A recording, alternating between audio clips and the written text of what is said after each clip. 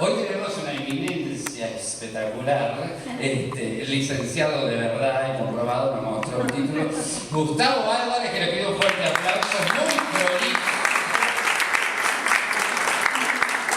Pero yo digo sin prolijo, es tan blanco que se vino, pero lo que pasa es que tiene un cogote. Licenciado en psicología, psicoterapeuta, docente, perito psicólogo, diplomado internacional en psicología jurídica, digo para que sepan qué mandar, psicología jurídica y forense, diplomado internacional en victiminología, fue coordinador general técnico del CONCAR, trabajó por más de 19 años en el Instituto Nacional de Criminología, fue docente de la Escuela Nacional de Policía, fue docente del Instituto Nacional de Rehabilitación, es asesor invitado frecuentemente en programas de televisión y radio. Impresionante eminencia que tenemos acá. Pero a mí me llamó la atención, criminología forense, un perito forense, ¿qué nos puede decir del perfil del abusador? Me encantó la idea. Y es una eminencia, sabemos que las eminencias hablan en idioma complicado y no en criollo. Yo lo voy a tratar de bajar a la realidad. Agradecer primero a Stephanie, a los actores, actrices, a Fito, por supuesto. Primero les quiero comentar desde dónde les voy a hablar, o voy a intentar comunicarme con ustedes. Es de la psicología jurídica, desde la psicología forense. La psicología jurídica es una especialidad que acá en Uruguay no tenemos formación y a veces hay una mala formación, una mala formación en esta área. La psicología jurídica entiende en todo lo relativo al hombre con la norma. Y desde ese punto de vista es que uno puede hablar, o tenemos nuestro ámbito de aplicación en los diferentes roles y funciones que tiene la norma, como recién señalaba Fito. La víctima, el victimario, los procesos victimales, los procesos que llevan a ser victimario, los operadores jurídicos. Los operadores jurídicos me refiero jueces, fiscales, abogados y los técnicos que trabajamos en esto, ¿no? Desde ahí es de donde yo me voy a parar a hablar acerca del tema del abuso sexual infantil y ya entrando en el tema, justamente para no dilapidar un poco el tiempo. El abuso sexual infantil es esencialmente un maltrato y definimos el maltrato como toda aquella acción, omisión o negligencia que interfiere en el normal desarrollo de un niño, ya sea desde el punto de vista emocional, psicológico, físico y social. Como ustedes comprenderán, el abuso sexual infantil es un maltrato, pero no todo maltrato es un abuso sexual infantil. El abuso sexual infantil es aquel en el cual se utiliza a un niño que no puede dar un consentimiento válido, y les pido que retengan esto, porque en la obra se menciona solalladamente eso justamente, no puede dar un consentimiento válido por inmadurez, por falta de evolución, etcétera, etcétera, y es utilizado para fines eróticos, sensuales o sexuales. También hay que hacer una precisión en que el abuso sexual infantil no se agota y no se circunscribe en la violación ni en la penetración.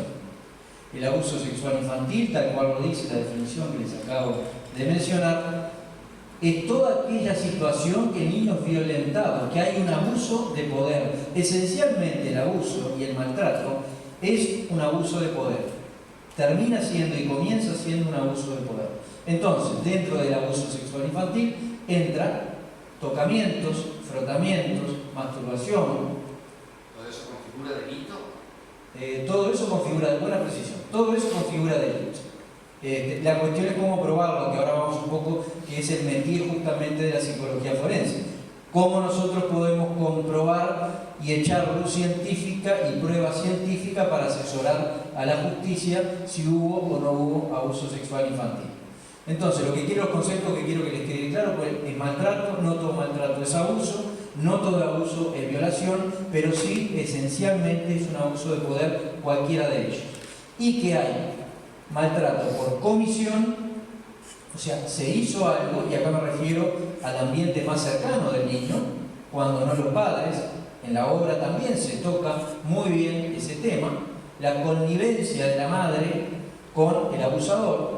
Todo esto hace a la posibilidad y a colocar a la víctima, al niño, en una posición muy complicada. Porque el lugar donde esencialmente tiene que encontrar protección, continentación, el que le va marcando las normas para su desarrollo posterior, es justamente el lugar en donde termina siendo estafado, violentado. La mayoría de los abusos sexuales, un poco la estadística, la mayoría, inmensa mayoría de los abusos sexuales se dan en forma intrafamiliar. El 90 y pico % de los abusos sexuales constatados se dan dentro del ámbito familiar. Y esto va en contra de un mito que dice que el abusador es el viejo verde que justo pasó por la esquina o que tuvo contacto con el niño. No esos mitos terminan entronizando y dejando mucha franja oscura en el abuso sexual infantil. Este es uno de ellos. Otros que son solo niñas. No, tampoco. Hay un buen porcentaje de niños que han sido abusados sexualmente o han sido maltratados. Otro, justamente, que son conocidos. Otro de los mitos que ayuda a entronizar es que las consecuencias no son severas. Bueno, pero no lo violó, entonces no es tan grave. Sí es grave. Sin lugar a dudas que es grave. El impacto emocional y desestructurante que tiene un maltrato infantil, un abuso sexual infantil, es tremendamente complejo y se ve con posterioridad. Muchas veces se ve décadas después en los consultorios cuando actuamos como terapeutas. Vemos la revelación y el hacerse cargo emocional de una mujer de 50, 60 años de un abuso sexual que tuvo a los 8, 9 o 10 años. Y ustedes tendrían, es difícil, mejor dicho, poder transmitir la experiencia que cada uno de nosotros como terapeuta siente cuando vemos el resentimiento me refiero que se vuelve a sentir, el resentimiento de esa paciente que en nuestros ojos, ante nuestros ojos, termina siendo una niña de 8 o 9 años en el cuerpo de una mujer de 50, 60 años. Son mucho dolor, mucho llanto atragantado y coagulado que ha llevado décadas y que recién en ese momento se puede poner o verbalizar. Es algo tremendo. El impacto del abuso sexual infantil es severo, sin lugar a dudas que es severo. Dice, perdón, ¿no? Pero dice en la canción, ¿no? Cuando dice de lloró, con esa imagen. Ahí está. Yo creo que es una muy buena imagen y que queda bastante graficado lo que yo venía hablando. Sí, sin lugar a dudas. Y suerte tuvo de poder llorar cuando era niña. Porque esto, reitero, esto se va coagulando y tiene un periodo de latencia que en general se puede medir en décadas. No hay revelamientos, son muy pocos los revelamientos cercanos del niño, porque hay también, no quiero confundirlo, pero hay también toda una serie que se da, que lo trabaja un autor, Samit se llama, que se da en cuanto al abuso sexual infantil. Es la manipulación del niño y también del núcleo familiar, también de la madre, también del núcleo familiar, también de los amigos cercanos, la manipulación del niño, el acercamiento, la normalización de determinados hechos ambiguos, por ahí empiezan determinados tocamientos, acercamientos, ante la sorpresa del niño, la retracción eventual del niño, lo normalizan. No, pero no pasa nada, esto está bien, es un juego entre nosotros. Si no querés, no lo hacemos. Posteriormente a eso ya se va incrementando y se va constituyendo realmente el abuso hasta que después pasamos a la fase del secreto. Si vos revelás esto, va a tener un impacto tremendo en la familia, yo voy a ir preso, tu mamá se va a quedar sola, etcétera. Y ahí es donde se cierra la trampa. No lo piensen, intenten no pensarlo con cabeza de adulto, intenten pensarlo con cabeza de niño. Y ahí sí se complejiza bastante la situación. Son niños que quedan entrampados porque hay una doble corriente y una emocionalidad muy ambigua. Si es el padre o el padrastro o el amigo o el tío, hay una corriente de amor hacia esa persona. Y no se corta abruptamente por un acto. No se estirpa la emoción ni el amor, que se fue constituyendo y construyendo durante décadas, o durante muchos años y niños muy chicos. Entonces hay una sensación de que lo quiero y lo amo, pero por otro lado estoy sintiendo que hay cosas que no están bien, que no cierran. Y ahí quedan atrapados en ese secreto. Cuando hay determinada situación que precipita el revelamiento del acto, allí en general hay una hecatombe familiar y hasta judicial, digo judicial también. Y allí el niño no es poco frecuente que haga una retractación del discurso, de la denuncia, entre comillas, o como queramos llamar. Y ahí es donde entramos los psicólogos, que muchas veces por falta de entrenamiento, otras tantas por manejar mitos también nosotros y no apegarnos a la prueba científica, terminamos convalidando que al niño no se le cree. Eso es demoledor. No se le cree. La denuncia. Sí. El niño, después de todo el trabajo titánico que hizo para poder llegar a verbalizar lo que le pasó, el núcleo familiar, y a veces avalado por nosotros como técnicos también, no se lo cree.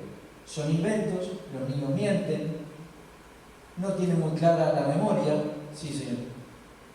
Quería hacerte una pregunta a todos, porque precisamente, bueno, nos va a ir llevando algunas situaciones y quería consultarte, porque en esta situación yo conocí a una dispositivo y existió ese momento, la reacción, ¿bien? Pero después los técnicos del dispositivo INAU que trabajan con ella, en concreto en la última consulta que yo hice me plantearon, no podemos seguir insistiendo con ese discurso porque ellas no lo traen al espacio con nosotros. Se retrajeron, no lo están planteando más y no se trabaja, y no se trata. ¿Qué edad tiene? 14 años ella, unos 12, la hermanita, que la hermanita fue la que lo planteó en la escuela, lo levanta la maestra. Hay en el barrio algunas otras adolescentes que se animaron a plantear, porque es una casa donde se llevaba adelante todo esto, de larguísima data todo el barrio sabe. Me impactó que el operador que estaba asignado a eso, ¿y qué hacemos con eso? Y no, porque si ella no lo trae, nosotros no lo tomamos. Y es el dispositivo territorial que está tomando. Entonces, quería preguntar ahí cómo... Bueno, bien, le agradezco la intervención. No solo del discurso nosotros evaluamos y diagnosticamos un abuso sexual infantil. Hay 4 pilares básicos. Es el relato de la situación, que ahora voy a pasar a decirle qué técnicas se utilizan, los gráficos, el dibujo del niño, el juego del niño y el discurso o el comportamiento que tiene en las entrevistas que debemos realizar. Hay dibujos que son paradigmáticos del niño abusado, hay dibujos que son de descarga, hay dibujos que son tensionales, hay juegos que son paradigmáticos también, el juego reiterativo o el no juego también. El discurso del niño, hay técnicas específicas que nosotros utilizamos o deberíamos utilizar para relevar el testimonio del niño. Aunque no verbalice, ustedes pueden leer. Sí, podemos leer en el dibujo, podemos leer en la conducta, podemos leer en el lenguaje paraverbal, exacto. Pero dentro del discurso también, nosotros tenemos que hacer una evaluación de credibilidad del testimonio. No estoy utilizando la palabra veracidad. Sí. Un poco la dirección de lo que estás hablando y lo que hablaba la señora, ¿qué políticas hacemos? ¿Cómo evalúan ustedes una persona que tiene discapacidad? Por ejemplo, una persona sorda. Se complejiza, pero un sordo dibuja, un sordo juega, un sordo puede comunicarse con más dificultades, pero puede comunicarse. Pero quiero redondear esto porque me parece importante lo de la credibilidad. ¿Por qué digo credibilidad y no veracidad? Porque muchos de nosotros, todos nosotros, hemos mentido sin darnos cuenta. Todos. Si tuvimos un accidente de tránsito, yo pasé con verde. Hay 50 personas que dicen que no, que yo pasé con amarillo o con roja, pero yo pasé con verde. ¿Estoy mintiendo? No, yo realmente creo que pasé con verde. Entonces, ¿a qué voy? No podemos evaluar veracidad, porque hay gente que miente sin saber que está mintiendo. Por eso hablamos de credibilidad del discurso del niño, sobre todo del niño. CBCA se llama la técnica. ¿Qué es lo que hacemos con el discurso del niño? Vemos los engranajes internos, hay 19 ítems a evaluar, y vamos viendo si es altamente creíble, poco creíble o increíble. Nosotros, y es bueno decir esto, asesoramos a la justicia. de las pruebas científicas aportadas no son vinculantes para el fallo judicial, pero tienen un peso importante cuando se hacen las cosas como se tienen que hacer. O sea, que el niño no hable o no ratifique la denuncia cuando está frente a nosotros no nos inhibe de seguir ahondando y profundizando. Si no, sería muy lineal, si ustedes quieren. Si el nene dice que es abusado, entonces fue abusado. Si no dice que no fue abusado, entonces no fue abusado. Para un lado y para el otro. Porque también hay denuncias falsas, no promovidas por los niños, pero sí por los adultos. Hay memorias implantadas. Es un porcentaje bajo, es cierto, pero las hay. Yo he tenido ya varios casos en los cuales se hacen denuncias de abuso sexual infantil promovido o en una situación en donde se están divorciando, donde mágicamente apareció la denuncia, donde el niño, voy a lo que usted decía, donde el niño tiene un discurso muy armadito, muy creíble, muy lineal, pero uno lo saca de lo que está contando de esa situación y se desgrana el discurso. Vuelve a ser el discurso de un niño común y corriente, no lineal y sin contradicciones. Eso también tiene un impacto tremendamente negativo para el niño, ¿no? Porque se lo está forzando a determinadas cosas. Reitero, no es altamente significativo estadísticamente hablando, pero los hay también. Entonces, tenemos que tener un abordaje científico, tanto para un lado, para resolver el 95% de las denuncias que sí son ciertas del testimonio del niño, como también del 5%. Porque piensen ustedes que si nosotros fallamos en el amplio espectro de la palabra, estamos ayudando a llevar a alguien inocente a la cárcel, y caer en la cárcel siendo abusador infantil no es recomendable. O de lo contrario, estamos permitiendo, avalando o coayudando a que alguien que está abusando de un niño se mantenga en el tiempo, siga en contacto con ese niño, y demoledoramente nosotros le vamos a sacar la única tabla de salvación que tenía ese gurí. Entonces, el acto pericial en todos, pero en este tipo de casos tiene una importancia altamente significativa, tremendamente significativa. ¿Siempre se consulta con un perito? Sí, debería, sí. Sí, cuando se judicializa, sí. ¿Qué ocurre? Muchas veces también nosotros detectamos en nuestro rol clínico, como psicólogos, psicoterapeutas, detectamos determinados elementos, determinados indicios. Y tenemos que estar atentos. Primero tenemos que conocer y tenemos que estar atentos. ¿Cuáles son algunos de ellos?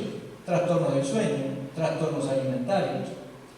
Obviamente los físicos ni se los menciono. Rotura de himen, mancha en la prenda interior, rasguños o golpes inexplicables, etcétera, etcétera, etcétera. Los psicológicos es depresión o estados depresivos, cambios en el humor, irritabilidad, ansiedad, angustia, llanto inmotivado y otra gran cantidad de listas que de eso pueden acceder fácilmente en Google. ¿Qué es lo que quiero significar o puntualizar con esto? Es que un elemento no hace un diagnóstico, porque de acá nos vamos todos preocupados. Bueno, pero el nene está hiperactivo o está irritable. No. Es una sumatoria de elementos. Es una sumatoria de elementos que ni siquiera la sumatoria puede responder linealmente a un abuso sexual infantil. Puede tratarse de otra cosa. Los papás se están divorciando y está reaccionando a algo que no puede metabolizar emocionalmente. Está bien, pero hay que investigarlo. Sí. Quería hacer una puntualización en eso que tomaste de pasado, que es el ingreso del abusador a la cárcel, ¿no? Y todas estas concepciones que comúnmente salen de que son personas que no tienen posibilidad de rehabilitarse y que de alguna manera hay que aislarlas y demás. Una cosa que estaba muy interesante en el evento de psicología, cuando hablaba Marta Balfré, que tiene una formación muy en la línea de la tuya, es que sí hay modelos que demuestran que estas personas, depende de los grados también, y vos lo sabrás explicar mejor de acuerdo a sus perfiles, que sí tendrían como la posibilidad de rehabilitarse porque reconocen el acto que están haciendo, sienten como una cierta culpa y tienen la intención de poder cambiar. Entonces, también el llevar a esas personas al sistema como está hoy por hoy, a las cárceles, no los ayuda en la rehabilitación. No sé si puedes comentar algo al respecto. Sí, y no quiero profundizar mucho en la parte de psicología penitenciaria, pero sí, el sistema penitenciario no...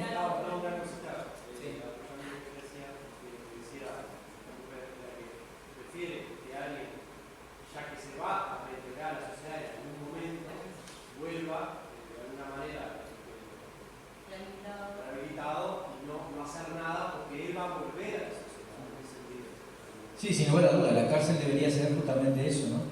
Y aparte, hasta desde un punto egoísta tenemos que pensar justamente lo que dice allí. En algún momento acá no hay pena de muerte, gracias a Dios, tampoco hay pena privativa de libertad de por vida. Entonces, en algún momento, más tarde o más temprano, lo vamos a tener o sentado acá, en una panadería o en otro teatro. Entonces, el objetivo debería ser justamente reinsertarlo y ver o limar los aspectos más disociales que pueda llegar a tener. En lo que decía Stephanie, la tasa de reincidencia del abusador sexual infantil es alta, muy alta. Hay diferentes tipos. A ver, porque acá una precisión, el acto no hace a la estructura de personalidad, un acto de colgado no hace a una estructura de personalidad. Hay que ver en qué situación, cómo se dio ese acto y cómo se instaura en la personalidad. Entonces, tenemos, muy groseramente, tenemos los pedófilos, que son aquellos que tienen una atracción sexual, sensual por el niño, por los niños, pero que difícilmente puedan pasar al acto. Se quedan en un límite, en un borde. Después tenemos el pederasta, que sí, o sea, todo pederasta es pedofílico, pero no todo pedofílico es pederasta. El pederasta sí, consuma el acto, delinque. Y después tenemos el pedosádico. El pedosádico, en general, son psicópatas, que no solo violentan al niño, abusan del niño, sino que también torturan y matan. ¿Tá? En general, en las primeras 48 horas. O sea, lo tienen cautivo 48 horas y después lo matan, lo torturan y lo matan. En el caso de los pedosádicos, que es una estructura psicopática de personalidad, no hay prácticamente posibilidades de reinsertarlo o que se hagan cargo de la situación que han generado y las consecuencias de ello. El psicópata tiene una imposibilidad que se está estudiando actualmente, que puede tener hasta un orden o determinada variable neurobiológica en los lóbulos prefrontales. Claro. Traducir. Pero tampoco entonces va a estar de por vida en la cárcel. Tampoco. O sea, que va a salir sin posibilidad alguna de haber sido rehabilitado. Exactamente. Y muchas veces potenciado, ¿no? También tuvo un proceso para llegar ahí, a volver a tiempo a ese psicópata ahora. Sí, en el psicópata hay condicionantes biológicas que pesan mucho, ya está comprobado, sobre todo en los lóbulos prefrontales acá, que es el que inhibe las determinadas acciones y es el que genera la conciencia moral, por llamarlo de alguna manera. Hay una falla, el psicópata está escañado, el cerebro del psicópata, la imagenología nos da una espectacular visión, no reacciona ante ninguna situación.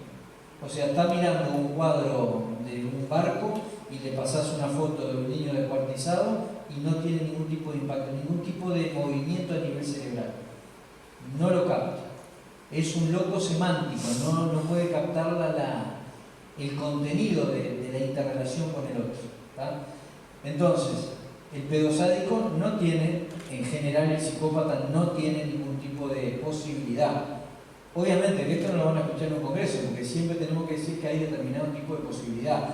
Yo les hablo después de 20 años de estar trabajando dentro de las cárceles y realmente es palmario esto de que no tienen porque no generan demanda.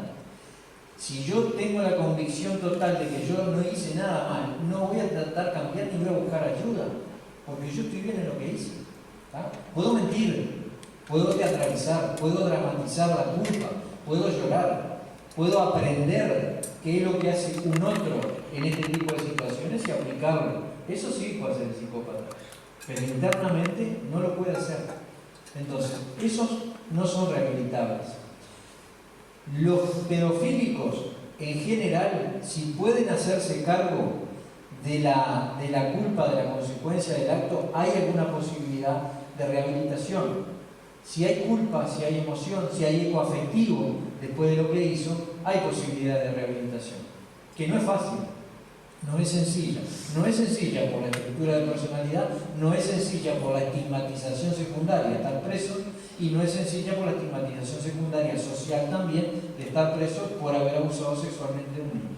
¿Tá? Entonces es bastante dificultoso la reinserción y la posibilidad de rehabilitar este tipo de sujetos o de sujetos. No, a mí hay un factor Los que actores siempre... no podían hablar. Me estaba recordando. Bueno. No, que siempre me queda ese tema pendiente, porque me llama poderosamente la atención. En todos los discursos, digo, aparece siempre la figura masculina como el abusador. Y nunca aparece el abusador o la abusadora, pero en realidad, digo, a nivel en porcentaje, que hay abuso por parte de mujeres, claro. Se me ocurre a mí que es mucho menos comprobable y fácil de detectar, porque digo, hay mucho, de repente, actitudes y cosas que están mucho más asociadas a la mujer y que por tanto pueden ser pasadas por alto, y a nivel físico, no sé, eso es una... No, está bueno. Sobre todo en este periodo que estamos incluyendo vecinos y vecinas, abusadores y abusadoras. No, pero Sí, más allá de... 95-5. ¿Está?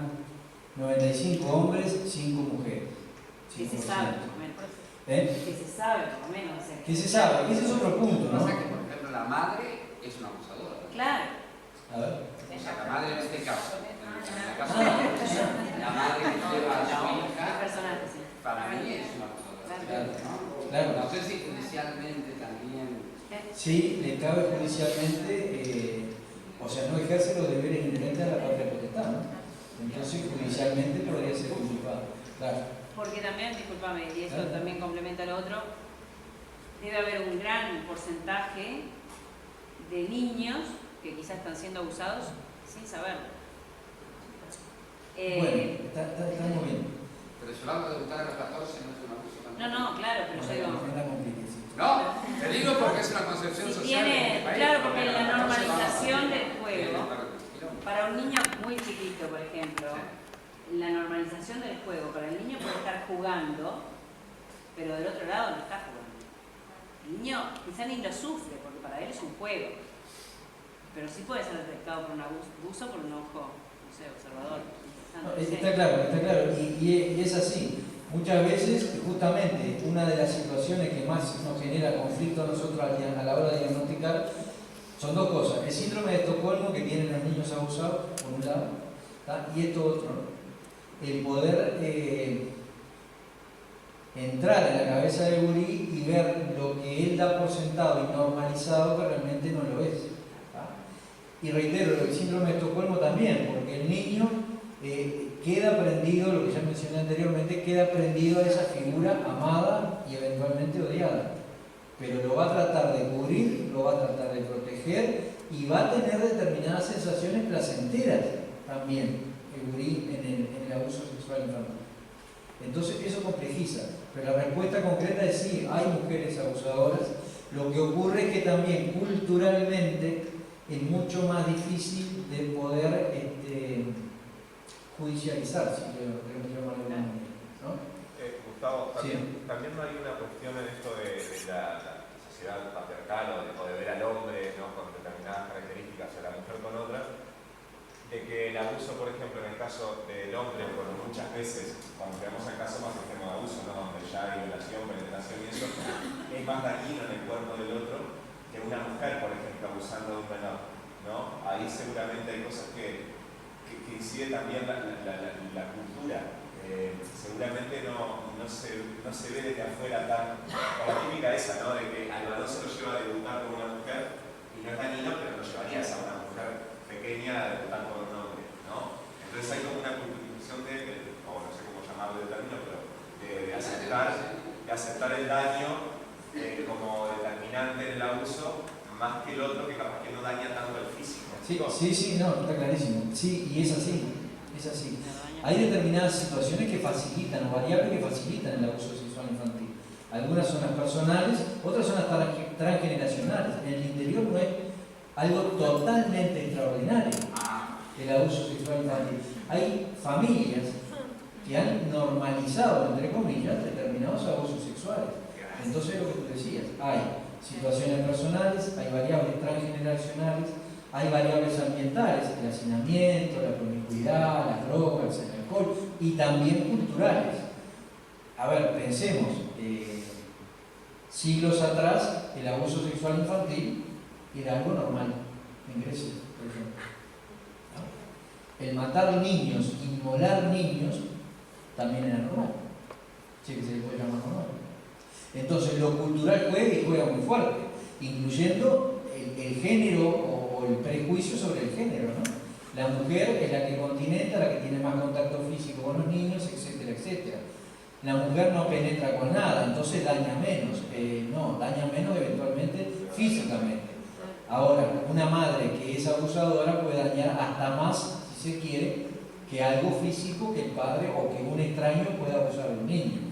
Y acá hay otro punto que me parece interesante, y es ¿por qué repercute en forma diferencial en determinados niños? ¿Cuáles son las variables que se juegan para que uno quede demolido y otro pueda rearmarse, poder tener una vida normal, entre comillas, con sus cicatrices, pero normal, entre comillas? Hay varias variables.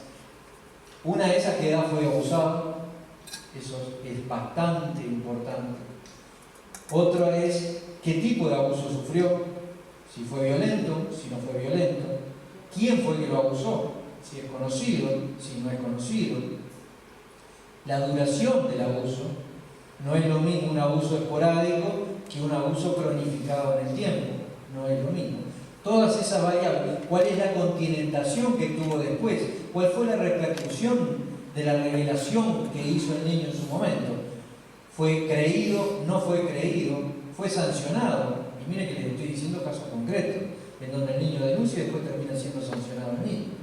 Desde el núcleo familiar, desde lo social, ¿cómo vas a intentar esto? Y acá voy a algo tangencialmente que es bien importante también, el perfil. No hay un perfil de abusador sexual. Lamento decirle que no lo hay. Del pedosádico sí, ya lo mencionamos, no lo voy a reiterar. ¿El abusador fue abusado? Bueno, ese es un mito. Ese es un mito. A ver, hay una elevación no muy significativa en las estadísticas de que el abusador hombre después se convierte, el abusado hombre después se convierte en abusador. Porque los abusadores se convierten abusados en abusadores. Bueno, abusador. Claro, está bien. No hay hasta por una cuestión numérica. La mayoría de los hombres son abusados. La mayoría de las mujeres, perdón, son abusadas. Y la mayoría de los abusadores son hombres. Entonces ya numéricamente no da. ¿Tá? Pero no es así. ¿Qué es lo que ocurre? Acá hay estrategias jurídicas enganchadas en el psicoanálisis, en una corriente de la psicología, el psicoanálisis, que le sirvió a muchos juristas para armar estrategias jurídicas. Bueno, justamente lo que yo decía. Si vos declarás y decís que fuiste abusado, tenemos determinada flexibilidad a la hora de ser juzgado. Entonces, muchos de los que dicen realmente que fueron abusados, no fueron abusados. Es estrategia. Es estrategia para colocarse en una posición tanto menos desfavorable. Me quedan 20.000 preguntas. Si no hay penetración, no hay violación. Violación no, abuso sí. Abuso sí. Una relación bucogenital no es una violación. No es una violación, es un abuso sexual infantil, está penado jurídicamente. Con el mismo cargo agregado de... Jurídicamente yo no sé si tiene el mismo peso, pero es un abuso sexual infantil sin lugar a dudas, porque se está utilizando al niño hasta en fotos, la pornografía infantil, todo eso son delitos, todos son delitos, y todos tienen impacto. A mí me trataron de loco cuando dije que en este país estaba tan aceptada la pedofilia, y me trataron de loco, eso de que vayan al interior y veanlo con sus propios ojos, ¿no? Porque hay situaciones reales. Y lo que más me asusta es que de repente del porcentaje que haya denunciado o judicializado, significa que hay otro porcentaje mucho más grande, eso lo apuntan ellos. Hay otro porcentaje mucho más grande que no se anima a denunciarlo y que no lo denuncian toda su vida. Es más, otra que me había quedado, la vieja de 50 años que de repente es... La vieja de 50 años. Pero me refiero a la persona que parece una niña de 9 años llorando, ¿no? Que de repente hasta borraron en su recuerdo, o sea, no lo tienen en su recuerdo consciente de lo que le pasó hasta que van a la terapia y de repente ahí le encajan las piezas de muchas cosas en su vida de por qué reaccionó o vivió de determinada manera, ¿no? Sí, porque tiene impacto a nivel de conducta sexual, de conducta de relacionamiento. Esa persona nunca lo denunció en su infancia. Nunca lo denunció y yo tuve un caso que lo había denunciado y no fue creída. O sea, fue totalmente desestimada la niña. Lo que ocurre es que el niño necesita defenderse de alguna manera. Lo que no puede metabolizar lo divide, lo disocia. Hay personas, y estoy recordando otro caso, que sí recordaba, pero había sacado toda la afectividad, lo había normalizado, lo había minimizado, mejor dicho. Sí, a mí me pasó esto aquí y allá, y lo traía como algo normal en su discurso, desde el punto de vista manifiesto, pero no lo había podido historizar. De hecho, cuando yo te escuchaba ahora recordaba, muchas veces, no recuerdo estrictamente la estadística, pero la mayoría de la gente que termina revelando en psicoterapia que ha sido abusado, la inmensa mayoría no fue por eso. El motivo de acercarse a la psicoterapia no es ese, ni cerca. Exactamente. Sí. Me gustaría, si podés hablar un poco de esto de las denuncias, que hay como dos vertientes dentro de los profesionales, la versión técnica al momento que llega un niño abusado, no ya cuando pasó el tiempo y la persona decidió no denunciar. ¿Qué pasa cuando estamos frente a una situación de abuso? Hay una vertiente que dice, bueno, no denunciamos porque el sistema de alguna manera no prevé los cuidados necesarios para que ese niño sea contenido y no vuelva a vivir como un abuso. O sí denunciamos porque es la manera de ir terminando con este fenómeno que está como impune, y también preparamos al niño para todo lo que vamos a enfrentar en el sistema judicial. ¿Cuál es tu postura al respecto? No, mi postura radicalmente es hacer la denuncia, sin lugar a duda. Hacer la denuncia por un lado y por otro lado tratar de justamente esto que tú decís, que la victimización secundaria o revictimización, hay autores que lo llaman de una manera, otros de otra, y poco importa acá. Y trabajar para que esto no sea una revictimización o una victimización secundaria del niño, porque hay elementos para hacerlo. Nosotros no tenemos que hacer declarar 4 veces, 5 veces, ni al niño ni a una mujer violada, por ejemplo. Tenemos las herramientas para no hacerlo, para evitarlo. Tenemos la cámara GESE, tenemos la posibilidad de que declare una vez, los videos filmamos y después ese es el método de prueba. Le damos la oportunidad al fiscal y al abogado defensor para que vayan y se constituyan en el momento que estamos haciendo la entrevista en cámara GESE y que pregunten por un handy todo lo que quieran preguntar. Todo lo que quieran preguntar. No, todo lo que se quiera preguntar. Después que terminamos y que el juez le pregunta, ¿usted quiere preguntar algo más? No. ¿Usted quiere preguntar algo más? No. Está bien. Se terminó y el niño desaparece en el buen sentido como víctima. Desaparece la prueba, el niño, su discurso, su relato, su indagatoria está allí, en esa información y se terminó. Pero no, sin lugar a dudas que se tiene que hacer la denuncia. Pero está la contradicción, porque él te decía, bueno, pero eso sucede efectivamente en la realidad. No, sabemos que no. No. Entonces, ¿cómo uno puede, como técnico, pensando que hay muchos estudiantes y profesionales, ayudar para que esas situaciones que vos decís que se pueden hacer, efectivamente se hagan? Y bueno, una de las cuestiones que nosotros requeríamos, tenemos un déficit tremendo, lo que yo señalaba al principio.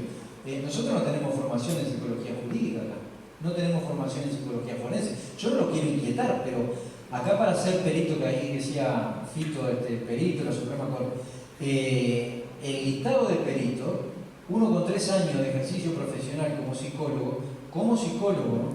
¿Está bien? Ya entran al listado si quieren.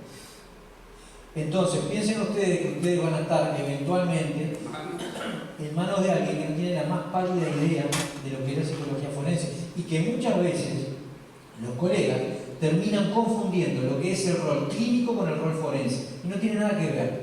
El rol clínico es el médico de medicina general o el nefrólogo, el forense es el cirujano. Yo no voy a ver por qué, porque sí, yo tengo que constatar y decirle al juez cuáles son los elementos científicos y probatorios de que este niño fue abusado o no fue abusado. Punto. Y muchas veces yo veo pericias, yo analizo pericias, a mí me contratan para analizar pericias de otro colega y realmente yo quedo asombrado. Pero a ver, no porque yo las haga muy bien, no, y seguramente no es así, sino porque hay errores que un forense no puede cometer. No puede, y estoy recordando una, no puede un forense, un psicólogo forense me refiero, decir que, textual lo cito, vi la interacción del niño con la mamá cuando lo vino a buscar y puedo dar fe de que no hay ningún tipo de influencia de ella sobre el niño y su discurso. A ver, eso es un comentario de cualquiera de nosotros en la feria. A mí me parece que no, qué bien las mujeres. No es científico. No es científico. ¿Y qué es lo que ocurre? Esta falla se concatena con la falla del operador jurídico, que tampoco sabe nada de psicología jurídica. Entonces, bueno, pero si está en la lista de peritos, me dice que la vio y que no influye, punto. Ahora, hay cosas que son científicas, hablaba de 19 puntos donde te puedes dar cuenta de determinadas cosas, eso es de lo que me parece. Claro, justamente. Pero, ¿qué ocurre? Si la Suprema Corte, el listado de peritos, no exige que haya determinada formación, y es una salida laboral, es feo decir, ¿no? Es una salida laboral. Los muchachos terminan en facultad, hacen 3 años, che, ¿qué hago? Llamó en el INAO, un cárcel, o acá, y está en la Suprema Corte, perito, y bueno, ¿tá? Pero a ver, yo no le adjudico el mayor peso de la culpa al colega que va, ¿no? Sino al sistema, claro, al sistema que permite y que ni siquiera evalúa en todo el tránsito de los años que actúe como forense, evalúa una sola pericia.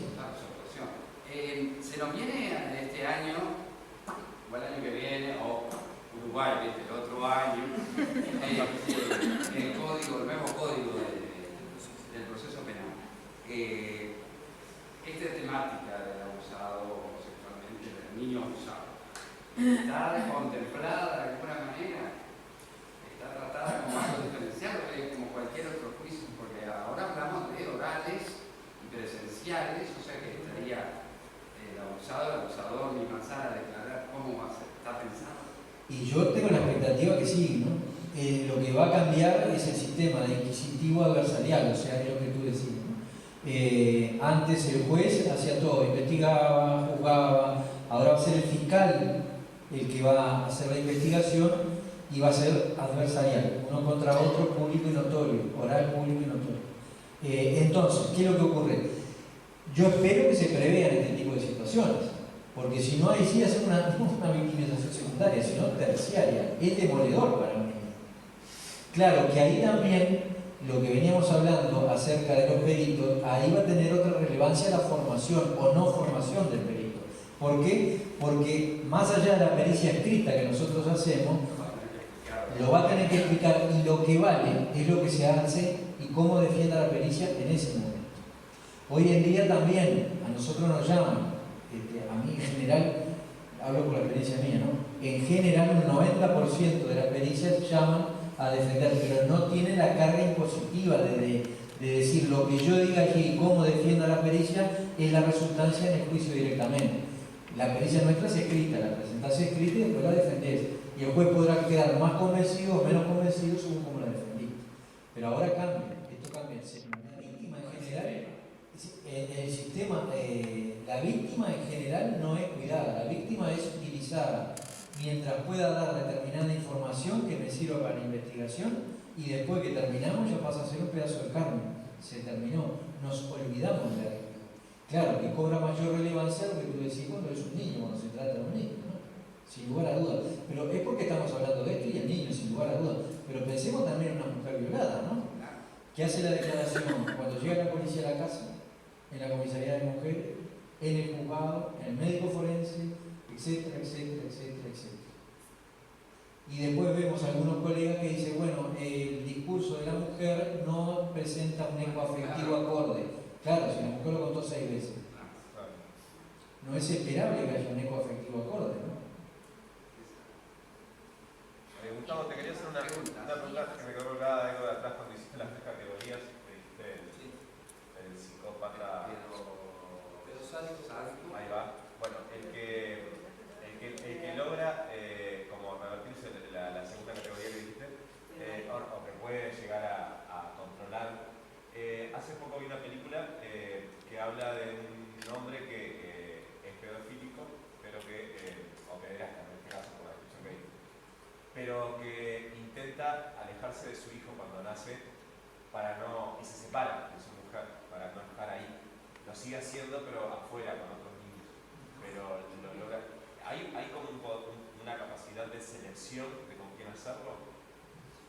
Y según, pero es interesante la pregunta, porque hay algunos pederastas que tienen un componente biológico muy importante, un aumento de la testosterona, bastante acentuado, pero de todas maneras presentan determinados frenos inhibitorios.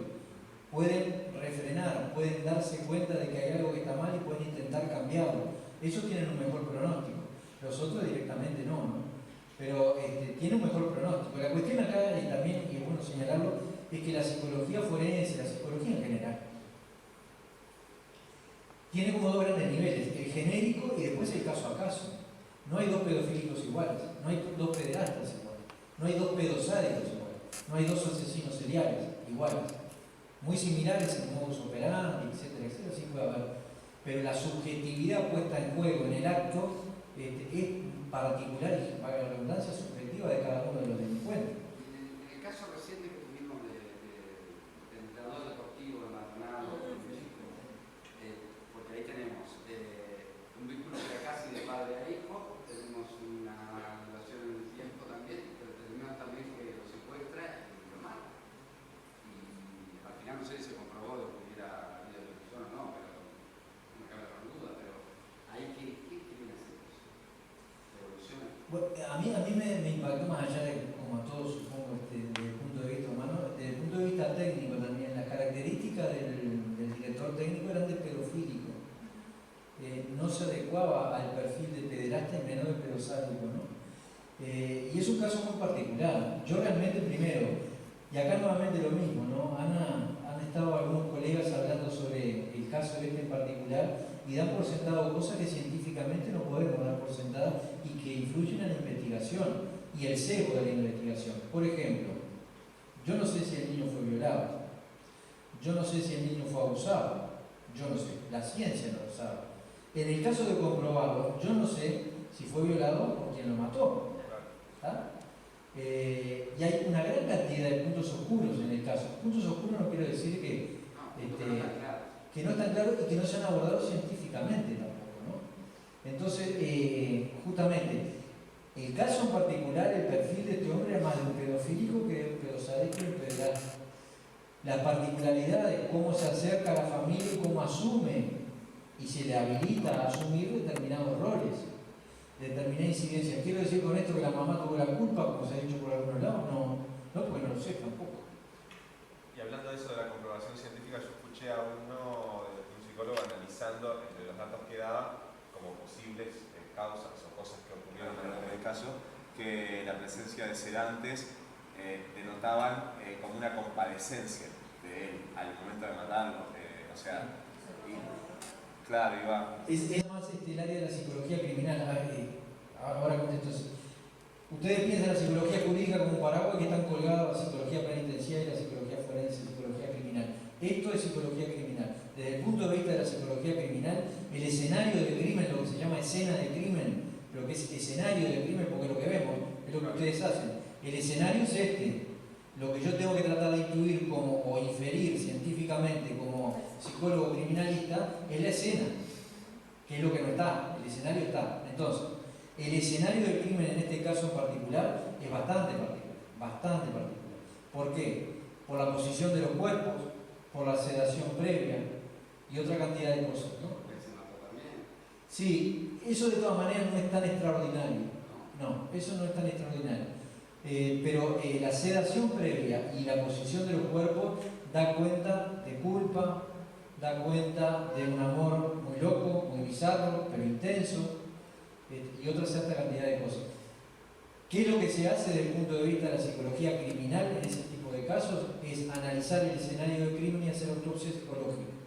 La autopsia psicológica es una técnica en donde hacemos una investigación retrospectiva y psicobiográfica de la víctima en círculos concéntricos, de los más allegados a la víctima, de los más lejanos, etcétera, etcétera. Y ahí tenemos un perfil muy bien y muy acabado de cuáles serían las probabilidades para que ocurriera eso o no. Hablamos en alguna otra oportunidad, ¿no? Si era evitable o no el crimen, particularmente estamos tratando el tema de Felipe Romero. Y se confirmaba que sí, que podría haber sido evitable. En ese sentido, y apelando a lo no políticamente correcto, podríamos decir que una falla del sistema educativo en el momento de que, si bien la madre de Felipe autorizaba a esta persona a retirarlo de la escuela, hay un protocolo a seguir, que es el cuaderno, pasar por la dirección, poner una fecha del sistema ahí. Se podría decir también que sin culpabilizar a la madre hubo como la violación esa de la obligación de la patria potestad, para poder decir que, bueno, que todo este camino que lleva a irse a minas, a abandonados, y bueno, terminar este desenlace, puede haber una responsabilidad tanto del sistema educativo en la figura del director, que, bueno, dice, yo no estaba, la subdirectora, la maestra y la madre. Yo no sé, porque si no estoy yendo en contra de lo que digo, ¿no? Científicamente no sé. No tengo elementos cuando estoy en el caso, y si estuviera en el caso no podría hablar de él, que es otro punto importante a tener en cuenta, ¿no? Pero yo lo que veo es que como una respuesta natural, entre comillas, ante esta situación de alto impacto necesitamos depositar la culpa en algún lugar, necesitamos depositar la bronca en algún lugar. Porque fíjate de qué manera. Primero la gran culpable la madre, después el director de la escuela, después la psicóloga o las psicólogas. Bueno, pero porque dijeron y que le dijeron y porque no actuaron y porque no hicieron la denuncia, la maestra. Yo creo que como sociedad, como nosotros, estar ante este impacto tremendo de la muerte de un niño, necesitamos encontrar un culpable. Y el culpable no está muerto. Entonces necesitamos buscar otro culpable. ¿Significa esto que no hay otras variables y otras situaciones y personas que han incidido en el desarrollo de esa situación? Sí, yo creo que sí. A ver, es particular, no hago juicio de valor, es particular, reitero, la incidencia y el rol protagónico que tenía este individuo en la vida del niño. Muchas veces se dice que los niños, es otro mito, que el niño abusado, la víctima es provocadora. Eso es falso. Lo que ocurre es que el niño que está más desprotegido emocionalmente es el que busca más contacto y el que necesita más apego, más conducta de apego. Entonces muchas veces, y acá voy a la obra también, que está muy buena en ese punto, en donde se hace una justificación cognitiva de lo que hace el abusador. Bueno, no es para tanto, se minimiza, se decodifica, la madre también lo hace, ¿está bien? Que la trató bien, le dice. Claro, de que se queja si la trató bien. El hombre, el abusador, también minimizando, bueno, no es para tanto, esto, aquello. Entonces muchas veces terminamos minimizando y el abusador tiene una decodificación cognitiva y una justificación de por qué. Yo cuando entrevistaba abusadores sexuales infantiles en la cárcel, un altísimo porcentaje decían, no, pero me buscó. Y daban toda una explicación que era lógica y coherente, entiéndaseme bien, lógica y coherente internamente, ¿no? Ahora después uno iba al expediente y la que lo buscó, lo provocó, lo sedujo, tenía 8 años. ¿Ah? Pero eso se da, es un denominador común en el abusador que trata de justificar cognitivamente lo que hizo y quitarle importancia. O sea, que tenemos que ir redondeando porque nos van a ir echando poquito, siempre nos pasa lo mismo, todos los minutos. No, pero creo que también es importante, cuando dije, no, este país que bastante acepta la pedofilia, el sistema político, que es un reflejo de la sociedad absolutamente, también se ha negado a legislar especialmente en esta temática. Hay varios proyectos, me acuerdo ahora de la calle, del registro de abusadores sexuales. El Parlamento le dio absolutamente la espalda. Sí, para otros registros le levantan la mano a todos en bloque, pero para este tipo de cosas no, que también es una forma de... el no actuar es una forma de ¿no? Por eso yo digo lo que digo y que hace más. Pero si querés redondear, porque no sé. Bien. Bueno, tratando de redondear, se tocaron muchos puntos. Es un tema, que ustedes comprenden, es un tema muy complejo que tiene muchas aristas, muchas posibilidades de ahondar. No es fácil tampoco. Yo le pedí a Franco que si me iba mucho en lo técnico que me lo avisara. Hay muchas veces que uno recurre a donde se siente más seguro, ¿no? Que es en la parte técnica. Pero quiero dejarles el mensaje esto. El abuso sexual infantil tiene que ser denunciado. Tenemos que perfeccionar tanto a los peritos como también al sistema judicial para no revictimizar. Son situaciones que pasan dentro del ámbito familiar con figuras que son muy cercanas al niño, que es tremendamente dificultoso para el niño poder acceder a hacer la denuncia y que también lleva la cicatriz, la marca hasta ser adulto y que tiene impacto en la vida adulta en diferentes áreas, en el área sexual, en el área relacional, en una gran cantidad de cotidianeidades de cada uno de los adultos. Y que es un tema en el cual también se nos va la vida, es un tema de salud social, ciudadana. No podemos permitir que haya situaciones en donde los niños pasen inadvertidamente y sigan siendo víctimas crónicas de este tipo de situaciones. Bueno, yo les agradezco a todos.